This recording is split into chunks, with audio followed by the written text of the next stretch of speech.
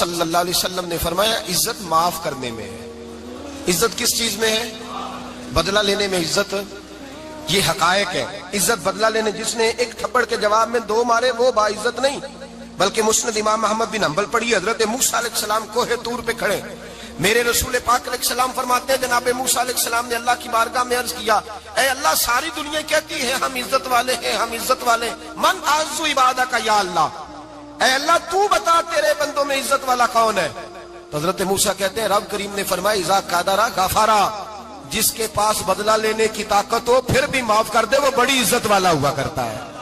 جو اینٹ کے جواب میں پتھر مار سکتا ہو، جو گولی کے جواب کے اندر 15 گولیاں مار سکتا ہو لیکن معاف کر دے وہ بڑی عزت والا ہے۔ عزت والا ہے جو معاف کرے۔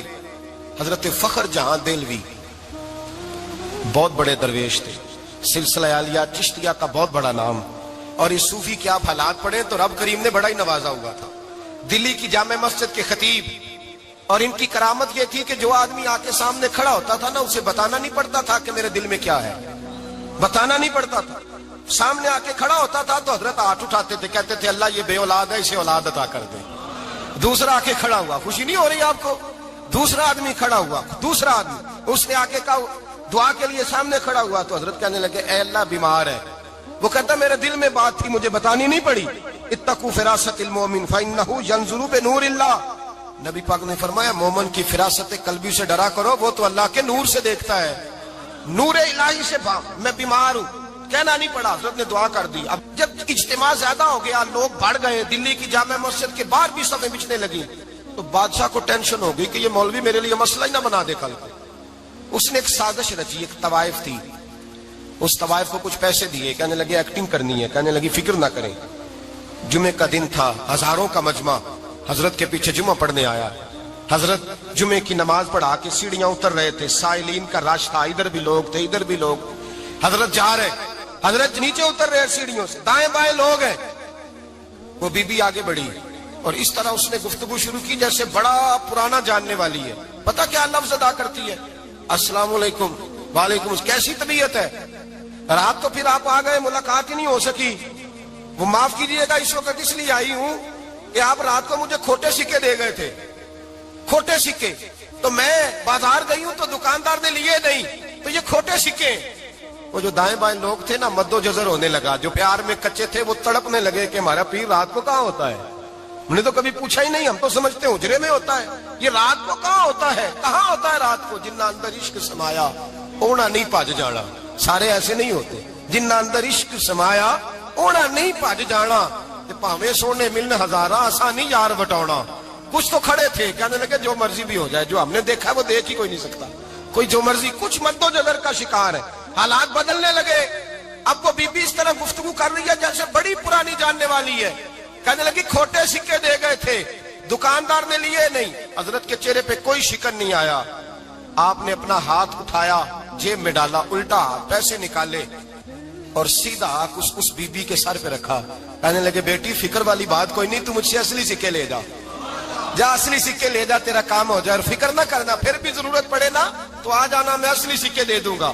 یہ لفظ کہہ کے حضرت نیچے اترے تو وہ دوڑی ہوئی آئی، پلٹ کے آئی، پیروں میں بیٹھی، کہنے لگی بابا تو کس مٹی کا بنا ہے، کس نور سے تیری تخلیق ہوئی ہے، کس حسین مزاج کا تو مالک ہے؟ میں وہ بی بی جس کو سارے لوگ گندی نظر سے دیکھتے ہیں معاذ اللہ، اور میں فلاں بادشاہ کے کہنے پر ایکٹنگ کرنے آئی طوائف، اور میں تیرے دروازے پہ تجھے بدنام کرنے آئی ہوں اور تو نے مجھے بیٹی بنا لیا ہے۔ آج تک کسی نے بیٹی نہیں کہا اور تو نے میرے سر پہ ہاتھ رکھ کے کہا بیٹی، یہ لفظ کہے، قدموں میں گری، اٹھ کے حضرت نے سر پہ پھر ہاتھ پھیرا، اٹھی، آنسو پونچھے، نقاب اوڑا، کہنے لگی اب میں دلی والوں کو بتاؤں گی کہ فخر جہاں کی بیٹی کس طرح کی ہوا کرتی ہے، اب بتاؤں گی فخر جہاں کی بیٹی کس طرح کی ہوتی ہے۔ فرمایا میرا مکان اب کسی طوائف کا کوٹھا نہیں رہے گا، میں اسے مسجد بناؤں گی، اب قیامت تک وہاں سے یا درود پڑھا جائے گا یا محمد عربی کے نام کی اذانیں پڑھی جائے گی۔ یہ عزت ہے، یہ وقار ہے۔ بھائی آپ کسی کو معاف کر کے تو عزت لے سکتے ہیں، یہ بھی تو ہو سکتا تھا نا پکڑ لو اس کو، یہ تمہارے پیر پہ الزام لگانے آئی ہے، پکڑو مارو، یہ بھی کام ہو سکتا تھا، لیکن حضرت نے معاف کیا۔ امام زین العابدین میرے مصطفیٰ کریم کے نواسے، امام حسین کا میدان کربلا میں بچ جانے والے اکیلے بیٹے، اور امام زین العابدین فرماتے ہیں میں اگر 1 مہینہ عمرہ کرنے نہ جاؤں تو حجر اسود میری خواب میں آتا ہے اور مجھے آگے کہتا ہے حضور میری آنکھیں ترس گئی ہیں، مجھے دیدار تو کرا جائے، دیدار تو کرا جائے۔ اور حجر اسود جدھر امام صاحب گھوما کرتے تھے آپ کے حالات میں لکھا حجر اسود بھی ادھر جاتا تھا طواف۔ اتنی بڑی شخصیت۔ مسجد نبوی سے نکلے تو ایک آدمی نے گالیاں دینی شروع کر دی۔ حضرت پہلے تیز چلتے تھے، جب وہ گالیاں دینے لگا تو آہستہ ہو گئے، وہ دیتا رہا۔ جب آپ کا گھر آ گیا تو آپ فرمانے لگے بھائی میرا مکان آ گیا ہے، کوئی بات اور کرنی ہو تو کر لے، میرے بچوں نے سن لیا تو تجھ سے ناراض ہوں گے۔ اور پھر وہ شخص کہتا جب یہ لفظ کہے نا تو مجھ پہ سختہ طاری ہو گیا، یہ کیا کہہ رہے ہیں؟ ہم تو دشمن کو بھی پاکیزہ سزا دیتے ہیں، یہ کیا کہہ رہے ہیں؟ حضرت نے کہا کوئی بات کرنی ہو تو کر لے، میرا مکان آ گیا ہے۔ وہ کہتا میں اس بات پہ بھی سختے میں تھا۔ تھوڑی دیر گزری تو فرمانے لگے بھائی ابھی تو نے میرے وہ عیب بیان کی ہے جن کا تجھے پتا تھا، میرے اندر تو اور بڑیاں کوتاہیاں پائی جاتی ہیں، اور بڑیاں کمیاں، بڑی پتا سارا ہے سردار نو کیتیاں دا من نانم کے من دانم، تجھے کیا پتا میرے تو بڑے عیب چھپے ہوئے ہیں۔ وہ شخص کہتا ہے مجھ پر دوسرا بم گرا تو پاک محبوب کا پاک نواسا، پاک فاطمہ کے پاک پوتے اندر گئے، کہنے لگے ٹھہر جانا نا، رک میں آیا، کہتے اندر گئے، 1 بوتل سرکے کھلائے، 1 بوتل شہد کھلائے، 5 کلو کھجوریں لائے، میرے ہاتھ میں تھمائی، کہنے لگے تحفہ ہے۔ کہتے ہیں میں اب تو ماری گیا، میں نے کہا حضور یہ کیا ہے سارا کچھ، میں گالیاں دے رہا تھا۔ آپ فرمانے لگے جو تو کر رہا تھا وہ تیرا کردار ہے اور یہ جو میں نے کیا ہے یہ میرا کردار ہے، اس لیے کہ میرے دادا مولا علی شیر خدا حل عطا مشکل کشا، حضرت علی نے نصیحت فرمائی تھی کہ بیٹا جو گھر آئے وہ خالی ہاتھ نہیں جانا چاہیے، جو دروازے پہ آئے وہ خالی ہاتھ نہیں جانا چاہیے۔ حضرت پیچھے پلٹے تو وہ پیروں میں بیٹھ گیا، کہنے لگا حضور میں نے حسین کو نہیں دیکھا، میں نے علی فاطمہ کو نہیں دیکھا، میں نے مصطفیٰ کو نہیں دیکھا، پر آپ کو دیکھ کے لگتا ہے کہ ان کے اخلاق کتنے اعلیٰ ہوں گے، کتنے اعلیٰ ہوں گے۔ میں لعنت بھیجتا ہوں اس پر جس نے مجھے کہا تھا کہ زین العابدین کو برا کہو، کائنات میں اگر قصیدے پڑھنے چاہیے تو مصطفیٰ کی آل کے پڑھنے چاہیے، اگر تعریف کرنی چاہیے تو رسول اللہ کی آل کی کر۔ تیری نسل پاک میں ہے بچہ بچہ نور کا، تیری نسل پاک میں ہے بچہ بچہ نور کا، تو ہے نے نور تیرا سب گھرانہ نور کا۔ فرمایا آپ تو تعریف کے تو بھائی یاد رکھیں آپ بدلہ لے کے عزت نہیں کرا سکتے، عزت تو معافی میں ہے، معافی میں عزت ہے۔ حضرت بایزید بستامی کے ساتھ یہودیوں کا پیشوا رہتا تھا، زیادہ تر مخالفتیں حسد کی وجہ سے ہوتی ہیں، حسد بنیادی وجہ ہوتی ہے۔ قرآن مجید نے کہا محبوب یہ تیرے ساتھ جو زیادتی کرتے ہیں معاذ اللہ بے ادبی کرتے ہیں، حسد من عند انفسہم، ان کے دلوں میں تیرا حسد ہے۔ حسد بنیادی وجہ ہے اختلاف، حسد ہوتا ہے جو وجہ بنتا ہے۔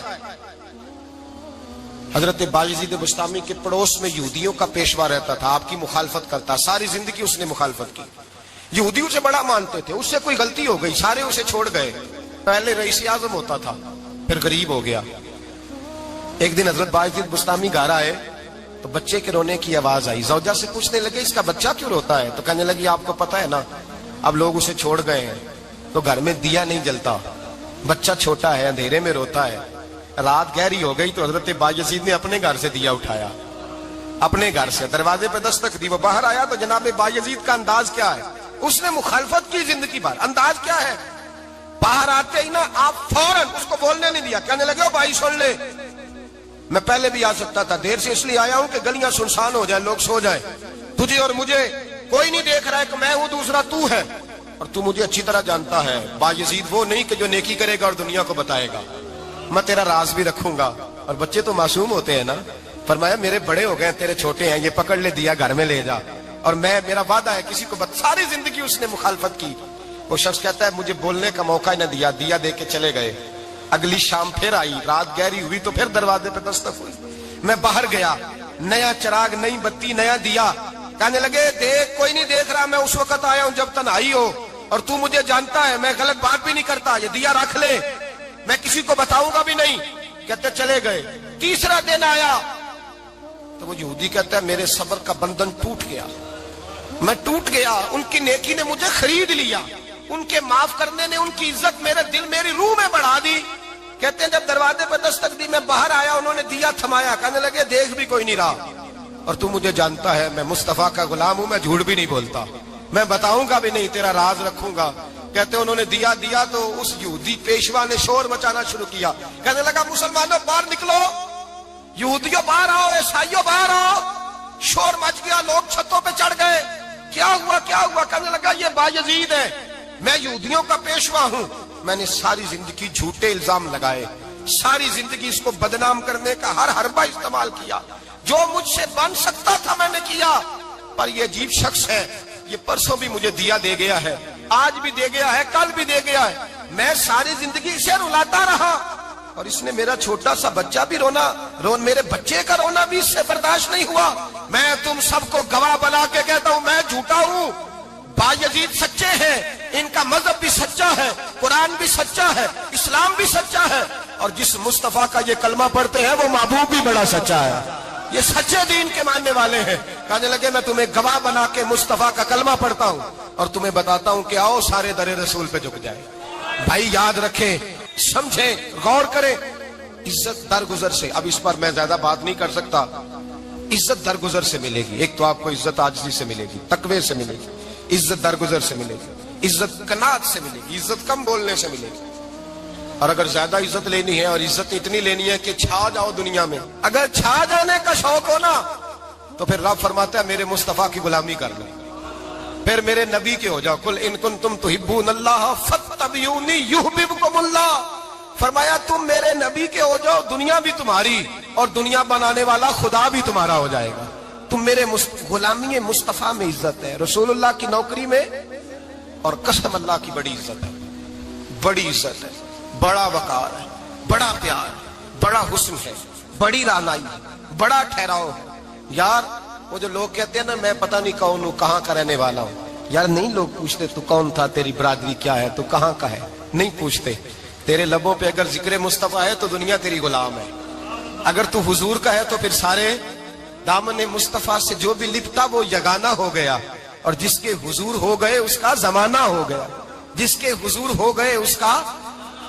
इकबाल कहते हैं कुव्वत इश्क से हर पस्त को बाला कर दे, और दहर में इसमें मोहम्मद से उजाला कर दे, और की मोहम्मद से वफा तूने तो हम तेरे, की मोहम्मद से वफा तूने तो हम तेरे, ये जहां चीज है क्या लौह कलम तेरे।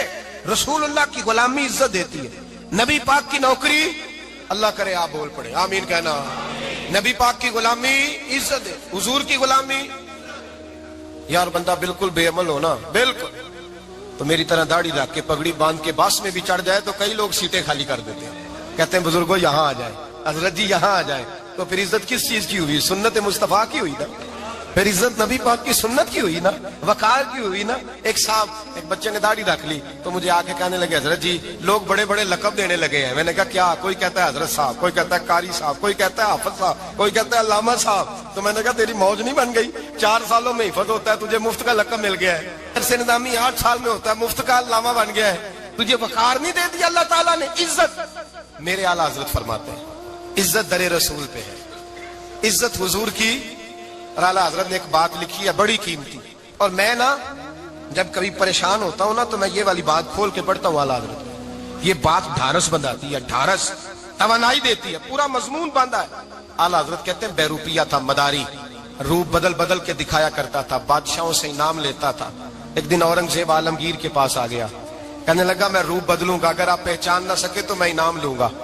आपने फरमाया मैं कोई ऐसे वैसा बादशाह नहीं, कहा मुझे धोखा देना मुश्किल है, कहा नहीं मैं रूप बदलूंगा। हजरत औरंगजेब आलमगीर बड़े नेक बादशाह गुजरे, बड़े परहेजगार आदमी, वो बेरूपिया कहने लगा मैं रूप बदलूंगा, आप नहीं पहचान सकेंगे। फरमाया चल जितना तेरे अंदर जोर है लगा ले। हजरत ने ऐलान किया कि मैंने फौजी भर्ती कर दे, 2 माह के बाद टेस्ट होगा। वो 2 महीने दौड़ता रहा, रंग रूप बनाता रहा, आया टेस्ट देने, 2-3 सिपाहियों का इम्तिहान लिया, उसकी बारी आई तो 10 रुपए दिए, कहने लगे तेरे आने जाने का किराया मैंने तुझे पहचान लिया है। कुछ दिनों के बाद जाने लगे सफर पर, तो भिखारी आ गए खैरात मांगने, उसने भी सारे मुंह पर स्याही मार ली, कपड़े फाड़ लिए, सर के बाल मुंडा लिए, भवें तक कटा ली, बदरंग होके आया, कासा आगे किया तो हजरत ने 10 रुपए डाले, कहने लगे तेरे आने जाने का किराया मैंने पहचान लिया है। कुछ दिन गुजरे तो टीचर की जरूरत थी, उसने मूछें बड़ी कर ली, दाढ़ी नकली लगा ली, सर पे जिना कैप पहन ली, एक शेरवानी ले ली और हाथ में छड़ी पकड़ के आया। کہنے لگا میں استاد ہوں، 2-4 بندوں کا امتحان لیا، اس کی باری آئی تو 5 روپے دیے، 10 روپے دیے، کہا تیرا کرایہ میں نے پہچان لیا۔ 2 سال گزر گئے، وہ جب بھی آتا حضرت پہچان لیتے۔ ایک دن سفر پہ جا رہے تھے، بہت بڑا لشکر تھا، جہاد کرنے جا رہے تھے اورنگزیب عالمگیر، تو دیکھا ایک پہاڑی ہے، پہاڑی پہ لوگ جا بھی رہے ہیں آ بھی رہے۔ اورنگزیب عالمگیر پوچھنے لگے یہاں کیا ہے؟ کہنے لگے ایک بابا جی بیٹھے ہیں دعا کرتے ہیں، اللہ کے نیک بندے ہیں۔ اورنگزیب کہنے لگے یار پرانے لوگ سارے ہی اللہ والوں کو مانتے، یہ بھی مصیبت آئی ہے جتنی نہیں آئی ہے، سارے لوگ ہی مانتے۔ کہنے لگے ذرا میں دعا نہ کرا لوں، اچھے کام جا رہا ہوں۔ اورنگزیب بادشاہ تھے، بادشاہ لوگ نازک مزاج ہوتے ہیں، گھوڑے سے اترے، بڑی مشکل سے پہاڑی پہ چڑھے، اوپر گئے تو لائن لگی ہے، بابا جی غار میں بیٹھے۔ کہنے لگے میں نے ملنا، میں اورنگزیب ہوں۔ انہوں نے کہا ہمارا بابا اس طرح کا پیر نہیں کہ امیر آئے تو رنگ اور ہو، غریب آئے تو اور ہو، یہاں اگر ملنا ہے تو لائن میں لگ جاؤ، سب ایک جیسے۔ اب لائن میں کھڑے ہو گئے، 50 آدمی آگے تھے، کہتے ہیں 51واں نمبر تھا، تھک گیا دھوپ میں کھڑا کھڑا۔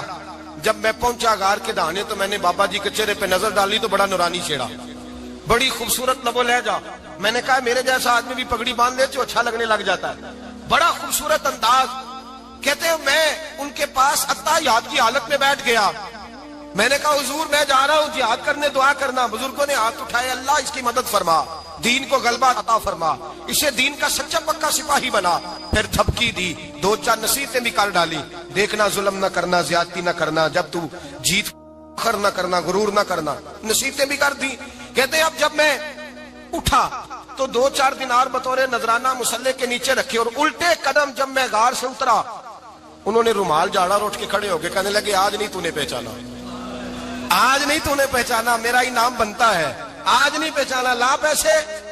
اورنگزیب کہنے لگا یار تو نے حد کر دی، کہاں چڑھا کہاں کھڑا رہا، دھوپ میں تھک گیا، کمال کر دی بھائی تو نے، بتا تو کیا لے گا، اب تو دیکھ جلدی بتا، اب کتنے لوگ پیچھے دھوپ میں کھڑے ہیں، لشکر سارا کھڑا ہے، کیا لے گا؟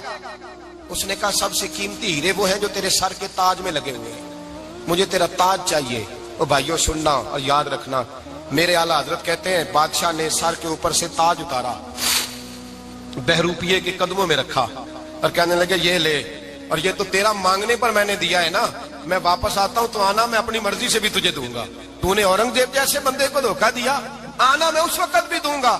وہ دے کر بس بات ختم ہو گئی، حد ہو گئی، دے کر کہتے ہیں جب میں پلٹا نا واپس، بہروپیے نے آواز دی بادشاہ ٹھہر جا، تو میں نے پلٹ کے دیکھا تو کہنے لگے یہ اپنا تاج لے جا، اٹھا اور لے جا۔ میں نے کہا 2 سال بیت گئے تجھے محنت کرتے، آج قابو آیا تو لے جاؤں، کہنے لگا لے جا، مسئلہ سمجھ میں آ گیا۔ میں نے کہا مجھے بھی تو سمجھانا، تو کہتے ہیں وہ پھوٹ پھوٹ کے رویا، اس کی آنکھیں برس پڑی، سیلاب کی طرح آنسو بہ نکلے، تڑپا اور رو کے کہنے لگا بادشاہ میں نے جھوٹ موٹ رسول اللہ کی غلامی اختیار کی تھی، جھوٹ موٹ کی داڑھی، جھوٹ موٹ کی پگڑی، جھوٹ موٹ کا فقر، میں نے جھوٹ موٹ نبی پاک کا لباس پہنا ہے، تو تیرے جیسے بادشاہوں کے تاج میرے قدموں میں آ گئے ہیں، اگر میں سچ مچ رسول اللہ کا غلام بنوں گا تو اللہ کیا کچھ عطا فرمائے گا، اللہ کتنی نعمتوں سے نوازے گا۔ میرے اعلیٰ حضرت کیا فرماتے ہیں؟ اعلیٰ حضرت فرماتے ہیں فرشتے بھی کرتے ہیں تعظیم میری۔ کون جی؟ اللہ، ایسا عقیدہ بھی کم ملے گا جو بریلی کے امام کا عقیدہ ہے، ایسا بھی کم، کہتے ہیں فرشتے بھی کرتے ہیں تعظیم میری۔ کیوں؟ فرمانے لگے فدا ہو کے ان پر یہ عزت ملی ہے، فدا ہو کے ان پر یہ۔ حضرت سلمان فارسی گورنر تھے، کھانا کھا رہے تھے، دسترخوان بچھا تھا، رسول پاک صلی اللہ علیہ وسلم کا فرمان ہے روٹی کا لقمہ دسترخوان پہ گرے اٹھا کے کھا لو، اللہ تمہاری بخشش فرما دے گا، دسترخوان صاف ہوتا ہے۔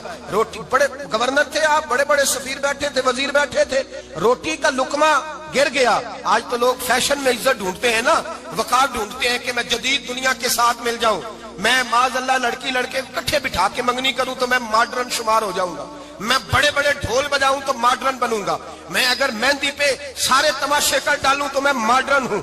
دیکھو عزت کس بات میں۔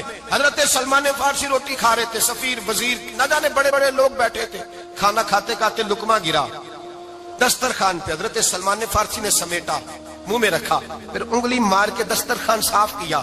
ایک صحابی کان میں کہنے لگے سلمان کیا کر رہے ہو، کیا کر، آپ گورنر ہے، سوچئے تو صحیح، یہ لوگ کیا کہیں گے دنیا دار کے، مسلمانوں کو روٹی نہیں ملتی، اٹھا اٹھا کے کھا رہے۔ کان میں بات کی، کان میں۔ حضرت سلمان فارسی کان میں جواب دے سکتے تھے، کہہ سکتے تھے نہیں ایسے ہی کرنا ہے، انہوں نے کان میں بات کی، لیکن جناب سلمان فارسی اعلیٰ اعلان بولے، کہنے لگے ان 4 5 6 دنیا داروں کے لیے میں اپنے نبی کا طریقہ چھوڑ دوں، اپنے رسول کی سنت چھوڑ دوں؟ یہ 4 5 دنیا داروں میں کھجوریں اتارتا تھا، نوکریاں کرتا تھا، یہ جو میرے سر پر عزت کے بال ہیں یہ محمد عربی کے اگائے ہوئے ہیں، رسول اللہ کے اگائے ہوئے ہیں۔ اور بھائیو حد ہو گئی۔ حضرت بلال رضی اللہ تعالیٰ، حضرت بلال آئے جناب عمر سے ملنے، کیسے وہ کس ربی آئے تو عمر خاطر میں نہ لائے، اور بلال حبشی دروازے پہ داخل ہوئے تو فاروق اعظم نے کرسی چھوڑ دی، ہاتھ باندھ کے کونے میں کھڑے ہو گئے۔ کالا رنگ ہے، نام بھی لکھنا نہیں جانتے، زمانے میں تعارف کوئی نہیں۔ حضرت عمر نے ہاتھ باندھا ہے، لوگ کہنے لگے عمر تو کیسے ہو، کس طرح سے نہیں ڈرتا، یہ کون آ رہا ہے جس کے لیے تیرا اتنا استقبال ہے؟ حضرت عمر کہنے لگے چپ کر جاؤ، اس کی بات نہ کرنا، اسے آنے دو، اسے آنے دو، اس کی بات نہ چھیڑنا۔ حضرت سیدنا بلال آئے، کہنے لگے امیر المومنین کیا کر رہے ہو؟ فرمایا نہیں چپ کر یار، بازو پکڑا، اپنی کرسی پہ بٹھایا۔ حضرت بلال کہنے لگے حضور میں غلام ہوں، مجھے تو طریقے بھی نہیں آتے ان کرسیوں پہ بیٹھنے کے، میں تو غریب ماں کا بیٹا، غلام باپ کی اولاد، سلیقہ، یہ آپ کیا کر رہے ہیں؟ تو حضرت عمر کہنے لگے بلال تھا تو غلام ہی، پر جب سے مصطفیٰ کا غلام بنا ہے تو ہمارا امام بن گیا ہے، اب تو امام ہے رسول اللہ کی امت کا۔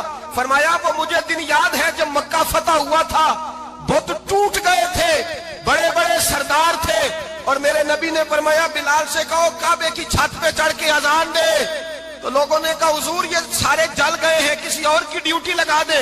حضور نے فرمایا چپ کرو، بدر میں مار کھا کے اذان پڑے تو بلال، احد میں پتھر برسے اذان پڑے تو بلال، تپتے صحراؤں میں پڑے تو بلال، ہر جگہ مار کھائے تو بلال۔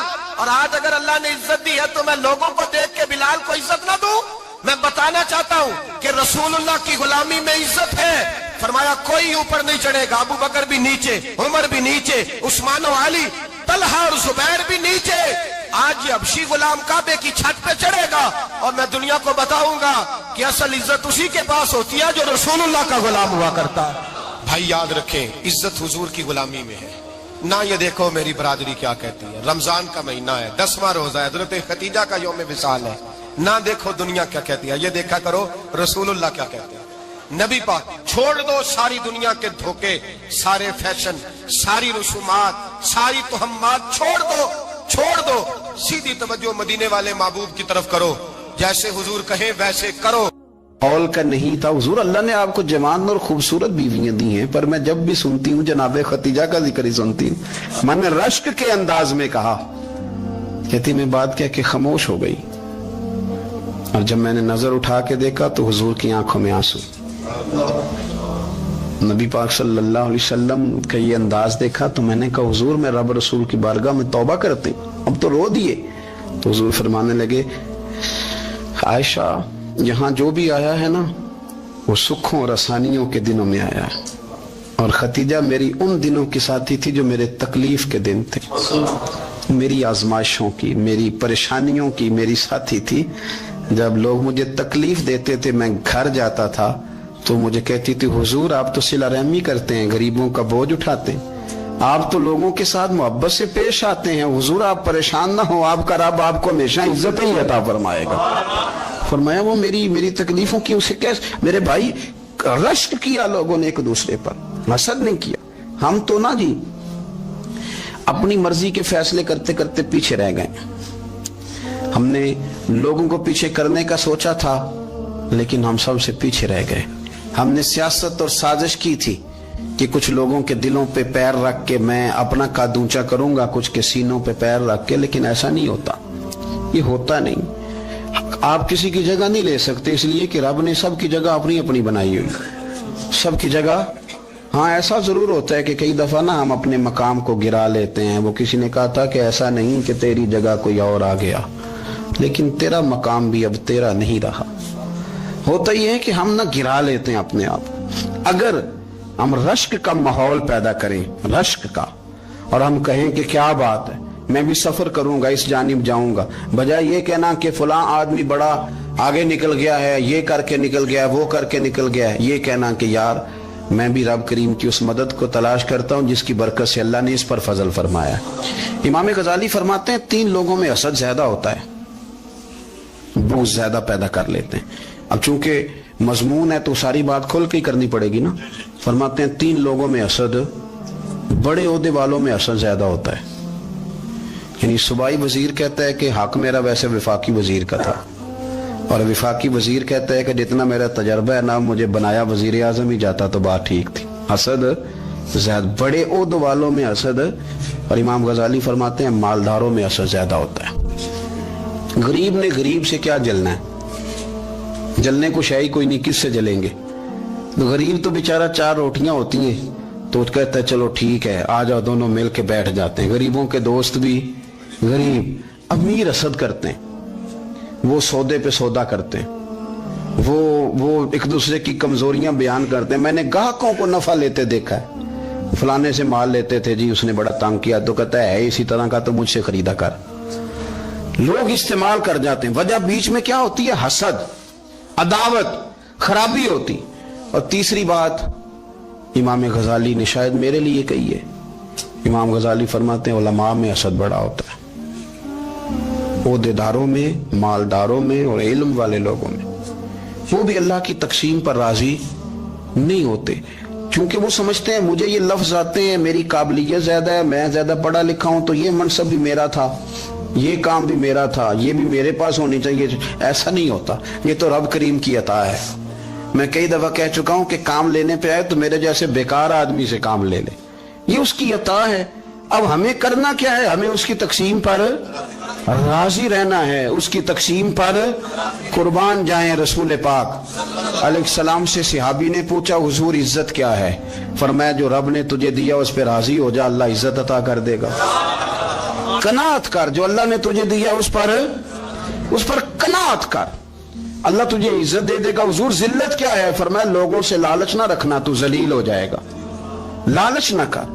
تیزی کے ساتھ پروموٹ ہوتی ہیں چیزیں، ہمیں سازش کرنی آتی ہے. ہمارا خیال ہوتا ہے کہ میں نے دوسروں کے پیسوں پہ کاروبار کرنا ہے، ہمارا خیال ہوتا ہے کہ پالٹی ڈال کے روٹی کھانی ہے، ہمارا خیال ہوتا ہے کہ کسی بندے کو کس طرح استعمال کرنا ہے. یاد رکھ لینا، کبھی بات نہ بھولنا، جو لوگوں کو استعمال کرنا چاہتا ہے وہ ساری زندگی استعمال ہوتا رہتا ہے. جو کسی شخص کو کسی مقام پر رسوا کرنا چاہتا ہے اپنی عزت بچا نہیں پاتا.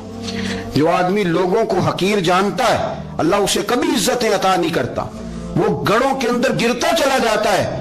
یاد رکھیں جو عزتیں دینی شروع کر دے رب اسے باعزت بنا دیتا ہے. جو پیار کرنا شروع کر دے معاشرے میں لوگ اس سے پیار کرنے لگ جاتے ہیں. جو کسی دیکھیں اگر ہم وہاں سے مانگے جہاں سے سب کو ملتا ہے تو پھر بندوں پر اتنی نظر رکھنے کی ضرورت باقی رہتی نہیں ہے. ادھر دیکھیں رشک کریں گے تو لالچ سے بھی بچیں گے، حسد سے بھی بچیں گے. بخاری مسلم میں حدیث ہے، حضرت ابو ہریرہ رضی اللہ تعالیٰ عنہ کہتے ہیں حضور کی بارگاہ میں حاضر تھے تو کچھ غریب لوگ حاضر ہوئے، غربا. انہوں نے عرض کی یا رسول اللہ صلی اللہ علیہ وسلم ایک گزارش کرنے آئے. حضور نے فرمایا کہو. یا رسول اللہ امیر تو ہم سے آگے نکل گئے. حضور نے فرمایا کس بات میں؟ عرض کی حضور نمازوں میں نہیں ہم گزرنے دیتے، اتنے نفل وہ پڑھتے ہیں اتنے ہم بھی پڑھ لیں گے. صحیح بتانا صحیح. آج کل یہ نمازوں کا مقابلہ بھی ہے کہ نفل میں نے زیادہ پڑھنے، عبادت میں نے. ہمارے اصحاب رحمت اللہ علیہ فرمایا کرتے تھے آستانوں پہ گدی نشینوں کا تو رولا ہوتا ہے، اللہ اللہ کرنے کا رولا نہیں ہوتا. یہ تو شور ہوتا ہے کہ سجادہ میں ہوں سجادہ، اور سب نے کوئی نہ کوئی کہانی سنائی ہوتی کہتے نہیں ابا جی مجھے کہہ گئے تھے کان میں. دوسرا کہتا نہیں مجھے لکھ کے دے گئے تھے. تیسرا کہتا تمہیں تو پتہ ہی نہیں، تم تھے ہی نہیں، عمرے پہ تو میرے ساتھ گئے تھے. جو میرے ساتھ ان کا معاہدہ ہوا وہ خانہ کعبہ میں ہوا ہے، لہذا میرا پہلا نمبر ہے. سب کے پاس کوئی نہ کوئی معاملہ ہوتا ہے. یہ سارے کام کوئی ضروری نہیں. ضروری کیا ہے کہ وہ جو کہتے تھے کرو، جس نے سب سے زیادہ کر کے دکھایا ہے وہ زیادہ جانشین ہے، وہ زیادہ جانشین ہے جس نے زیادہ کر کے دکھایا. معاملہ تو یہ ہے کہ اس رستے پہ کس نے چلنا ہے. لوگ تو سجادہ نشینی سے بھاگا کرتے تھے، بھاگتے تھے. حضرت ابو بکر صدیق رضی اللہ تعالیٰ عنہ کا وصال ظاہری ہوا تو حضرت عمر خلیفہ بنے. تیسرا دن تک خلیفہ بنے ہوئے. 2-3 چھوٹی بچیاں آ گئیں. چاچا جان آپ خلیفہ بنے؟ فرمایا ہاں. چلو پھر عصر کے بعد ابو بکر ہمارے گھر جاتے تھے. فرمایا پتر تمہارے گھر کیا ہے؟ کہنے لگی ہم یتیم ہیں، ہمارا بھائی کوئی نہیں. ابو بکر روز عصر کے بعد آتے تھے، ہماری بکریوں کا دودھ دھو کے ہمیں دے جاتے تھے. کچھ بیچ کے گزارا کر لیتی تھی، کچھ پی لیتی تھی. چچا 3 دن ہو گئے میری اماں بھی روتی ہے بہنیں بھی روتی ہیں, آپ چلیں گے؟ تو جناب سیدنا عمر فاروق کہتے ہیں میں نے دستار سر پہ رکھی اور پٹکا میں نے اپنے کندھے پہ رکھا, بیٹیاں آگے آگے میں پیچھے پیچھے روتے جا رہے ہیں. ایک صحابی نے پوچھا عمر کیوں رو رہے ہو؟ کہنے لگے یار یہ ابو بکر کتنا مشکل رستہ دے کے گیا, کتنا مشکل رستہ ہے اس کے طریقے پہ چلنا. یہ لوگ تو سجادہ نشینی اتنا کٹھن کام تھا, لوگ بھاگا کرتے تھے. شوق آ گیا. اب رسول کریم علیہ السلام کے حضور ناز حاضر ہو کے عرض کی حضور امیر آگے گزر گئے, نمازوں میں نہیں ہم گزرنے دیتے, ہم ان سے زیادہ پڑھیں گے, نفلوں میں نہیں گزرنے دیتے, زیادہ پڑھیں گے. یا رسول اللہ صلی اللہ تعالی علیہ وسلم ہم انہیں نا تلاوت قرآن پاک میں نہیں آگے گزرنے دیں گے, وہ ہم زیادہ پڑھیں گے. لیکن حضور وہ مالدار ہیں, غلام آزاد کرتے ہیں, صدقات کرتے ہیں, خیرات, اس کا ہم کیا کریں؟ حضرت سیدنا ابو ہریرہ فرماتے ہیں کہ جواب تو حضور نے بعد میں دینا تھا, اور جب ان کا سوال ختم ہوا تو میں نے حضور کا چہرہ نور دیکھا تو رسول پاک کا چہرہ خوشی سے کھلتا ہوا مجھے نظر آیا. گویا یہ جو رشک ہے نا کہ نیکی میں آگے گزرنا, یہ حضور کو اتنا پسند آیا کہ ان کے سوال سے حضور بڑے راضی ہوئے.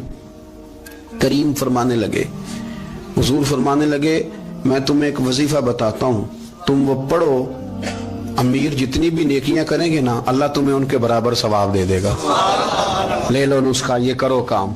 یا رسول اللہ بتائیں, فرمائے رات کو نا 33 بار سبحان اللہ پڑھا کرو, 33 بار الحمدللہ پڑھا کرو, 34 بار اللہ اکبر پڑھا کرو. اب جتنی بھی نیکیاں امیر کریں گے نا تمہارے وظیفے کی برکت سے اللہ تمہیں ان کے برابر ثواب عطا کر دے. اب جناب ابو ہریرہ کہتے میں نے ان کے چہرے دیکھے تو مجھے یوں محسوس ہوا کہ جس طرح کسی بندے کی کھوئی ہوئی رقم مل جائے تو وہ راضی نہیں ہوتا. کھوئی ہوئی رقم مل جائے تو بڑا جیسے کوئی اس کے ہاتھ, چلیں اپنا ترجمہ کر لیتے ہیں, کمیٹی نکلنے پہ نہیں بندہ بڑا راضی ہوتا کہ 11 مہینے سے دے رہا تھا 10 مہینے سے چلو نکل ہی آئی ہے, شکر ہے اللہ کا, بڑا خوش ہوتا ہے بندہ, بڑا راضی ہوتا ہے. اس طرح ان لوگوں کے چہرے کھل اٹھے. کیا بات ہے حضور, بس اب نہیں ہم گزرنے دیتے. گھر چلے گئے, وظیفے پڑھنے لگے. کچھ دنوں کے بعد ان میں سے کچھ لوگ واپس آئے. حضرت ابو ہریرہ کہتے ہیں مجھے چونکہ وہ پرانی بات یاد تھی تو میں دلچسپی سے ان کا آنا جانا دیکھنے لگا. وہ کریم کی بارگاہ میں آ کے بیٹھے تو ان میں سے ایک شخص بڑی پریشانی کے ساتھ کہنے لگا حضور بڑی پریشانی لگ گئی. فرمایا کیا ہوا؟ عرض کی یا رسول اللہ صلی اللہ علیہ وسلم وہ جو آپ نے وظیفہ بتایا تھا نا, میرے کچھ پڑوسی امیر ہیں وہ تو انہوں نے بھی سن لیا ہے. حضور رات میں نے سنا ہے, وہ مالدار بندہ ہے, صدقے خیرات بھی بڑے کرتا ہے, غلام بھی بڑے آزاد کرتا ہے, پر وہ بھی سوتے وقت 33 بار سبحان اللہ پڑھ رہا تھا.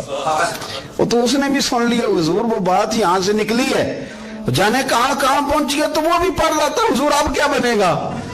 تو کہتے ہیں اس کے سوال پر بھی میرے حضور بڑے ہی مسکرائے. باقاعدہ دہک ہو گیا حضور کے, دہک ہو گیا. سرکار کھول کے نہیں مسکراتے, لیکن آج حضور اتنا مسکرائے کہ میں نے حضور کے مقدس دانتوں کی زیارت کر لی. دہک ہو گیا باقاعدہ حضور کا. حضور فرمانے لگے انہوں نے بھی سن لیا حضور, اور سن کے پڑھنا بھی شروع کر. اب بات کو سمجھیں کہ کسی امیر نے یہ نہیں کہا کہ یہ تو غریب کے لیے وظیفہ تھا. میں کہتا ہوں اللہ اللہ کا مزاج ہی نہیں. مزاج یہ کہ سیاست کیسے کرنی ہے, چکر کیسے چلانا ہے, کوئی کہانی کیسے سنانی ہے. ادھر ان کو ملا, حالانکہ بات تو غریبوں سے ہو رہی تھی. حضور وہ تو انہوں نے بھی پڑھنا شروع کر دیا. اب ہم کیا کریں؟ تو رسول کریم نے فرمایا وہ بھی پڑھ رہے ہیں, حضور پڑھ رہے ہیں, تو فرمایا ذالک فضل اللہ یؤتیہ من یشاء. بھائی پھر یہ تو اللہ کا فضل ہے نا, وہ جسے چاہے عطا کرے.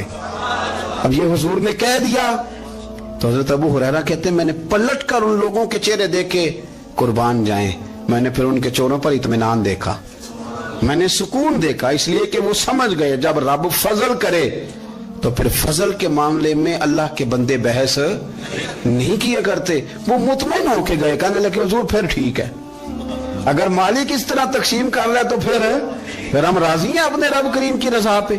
اپنی زندگی جب آپ بڑی محبت سے قرب و جوار سے تشریف لاتے ہیں, میں قرآن و سنت کے بہت سارے عنوانات دیکھ کے آپ کی خدمت میں ایک بات عرض کروں, اپنی ساری توجہ اپنے رب رسول کی جانب مائل کریں.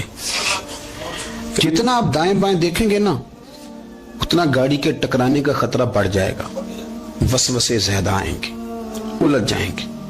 اتنا زیادہ دائیں بائیں نہ دیکھیں, یہ کیا کر رہا ہے، فلانا کیا کر رہا ہے، فلانے کا یہ معاملہ کس طرح کا تھا، نہ نہ نہ، آپ توجہ اللہ کی جانب رکھیں. دیکھیں میرا اور میرے رب کا معاملہ ٹھیک چل رہا ہے، اللہ رسول کے ساتھ میرے معاملات ٹھیک ہیں. یہاں تو آپ کسی کی اصلاح کریں گے، دعوت دیں گے یا دعا کریں گے، تنقید کی تو ویسے دین میں اجازت نہیں ہے. آپ نے یہاں کسی کی اصلاح کرنی اور وہ درد کے ساتھ کرنی، اور یہاں کسی کے لیے دعا کرنی ہے کہ یا اللہ اس بندے پہ رحم فرمائے، سے بدل دے. تنقید کی اور طنز کی تو اجازت. اپنا معاملہ رب کریم کے ساتھ، ہماری سوچیں کس طرح کی ہیں، ہمارے اندر ماحول کس طرح کا ہے، وہ چونکہ دلوں کے حال جانتا ہے. اور نبی پاک صلی اللہ علیہ وسلم نے فرمایا نہ تمہاری جیبیں دیکھتا ہے نہ تمہارے چہرے دیکھتا ہے، وہ تو جب دیکھتا ہے تمہارا دل دیکھتا ہے. اس کی کیفیت کیا ہے؟ حضرت انس بن مالک رضی اللہ تعالیٰ عنہ فرماتے ہیں، اس حدیث کو یاد رکھیے گا، حافظ منذری نے ترغیب و ترہیب میں لکھی ہے. فرماتے ہیں کہ حضرت انس بن مالک رضی اللہ تعالیٰ عنہ فرمانے لگے کہ ایک حضور کے ایک غلام، ایک صحابی بیمار تھے، تو حضور نے فرمایا انس چلو تیمارداری کرتے ہیں. کہتے ہیں حضور کے ساتھ گئے، نبی پاک صلی اللہ علیہ وسلم پہنچے. جب ہم نے اس شخص کو دیکھا تو حضرت انس کہتے ہیں ہم پریشان ہو گئے، چونکہ ہم نے اسے بڑا صحت مند دیکھا تھا، وہ کمزور ہو گیا، وجود پر بہت سارا گوشت دیکھا تھا، اب ہم دیکھ رہے ہیں کہ وہ ہڈیاں ہی ہڈیاں رہ گئی ہیں، چہرہ بڑا بارونق تھا، اب کمزوری ہو گئی. رسول کریم تشریف لے گئے اور حضور اس کی چارپائی کے سرہانے بیٹھے، اور جب حضور نے اپنا دست مبارک اس کے بالوں میں رکھا اور نبی پاک نے دست شفقت پھیرا تو کہتے ہیں اس شخص نے آنکھیں کھولی اور حضور کا چہرہ دیکھا تو اس کی خوشی کی کوئی انتہا نہ رہی، بڑا راضی ہوا، بڑا راضی. اور حضور نے اس کے لیے دعا کی، اس دعا پر بھی اسے بڑا اطمینان قلبی نصیب ہوا. کہتے ہیں حضور اکثر تیمارداری فرماتے تھے، پر آج نہ حضور نے ایک نرالی، انوکھی اور انفرادی بات ارشاد فرمائی. حضور نے فرمایا تو بڑا صحت مند تھا، کمزور ہو گیا، بڑا طاقتور تھا تو ضعیف ہو گیا، ایک سوال کا جواب تو دے. یا رسول اللہ فرمائیے. تو حضور فرمانے لگے اس حالت میں جب تو شدید بیمار اور تکلیف میں، یہ بتا کہ اس وقت تیرا اپنے رب کے بارے میں گمان کیا ہے. حضرت انس کہتے ہیں پہلے حضور بیماروں سے یہ سوال نہیں پوچھتے تھے، آج پوچھا، کیونکہ صحت میں لوگوں کی زبان پہ شکر ہوتا ہے اور بیماری میں شکوے ہوتے ہیں، معاذ اللہ. اس وقت اللہ کے بارے میں یہ سوچ حضور نے ہمیں دی ہے. تم نے ہر وقت یہ ذہن بنانا ہے کہ یہاں رب کریم کے بارے میں کیا تصورات پل رہے ہیں، آوازیں کیا اٹھ رہی ہیں، اس وقت تیرا اللہ کے بارے میں گمان کیا ہے. جناب انس بن مالک کہتے اس نے ہمیں اشارہ کیا کہ مجھے اٹھا کے بٹھاؤ. ہم نے بٹھایا تو کہتے ہیں پھر اس نے اپنی آنکھیں کھولی اور حضور کے چہرے نور پر نظر کر کے نظر جھکا لی. عرض کرتا یا رسول اللہ میں کمزور ہوں، بیمار ہوں، تکلیف میں ہوں، اٹھ نہیں سکتا، کھا نہیں سکتا، پر حضور ابھی بھی میرے دل سے آواز یہی نکلتی ہے کہ میرا رب بڑا ہی کریم ہے، میرا اللہ بڑا ہی مہربان ہے، وہ بڑا ہی معاف کرنے والا ہے، وہ اپنے بندوں سے پیار ہی بڑا کرتا ہے. آپ میری بات کو سمجھیں، کیفیت کیا ہے اور الفاظ کیا ہیں. حضور وہ مجھ سے بڑی محبت کرتا ہے، بڑے پیار والا ہے. یہ لفظ کہتے کہتے آواز بھرا گئی، آنسو نکل آئے. پھر اس نے تکلیف زیادہ محسوس کی تو وہ لیٹ گیا اور پھر اس نے حضور کے چہرے نور پہ نظر ڈالی، کلمہ پڑھا، روح ہی پرواز کر گئی. حضرت انس بن مالک فرماتے ہیں ہم اس کے گھر سے نکلے اور جب حضور اس کے کمرے سے باہر آئے تو رسول کریم نے پلٹ کر رک کر پھر پیچھے دیکھا اور فرمایا انس اگر کسی جنتی کی زیارت کرنی ہے تو میرے اس غلام کا چہرہ دیکھ لو. اس لیے کہ جن لوگوں کے نظریات رب کریم کے بارے میں اس طرح کے ہوں پھر ان کے خاتمے خیر کے ہوتے ہیں.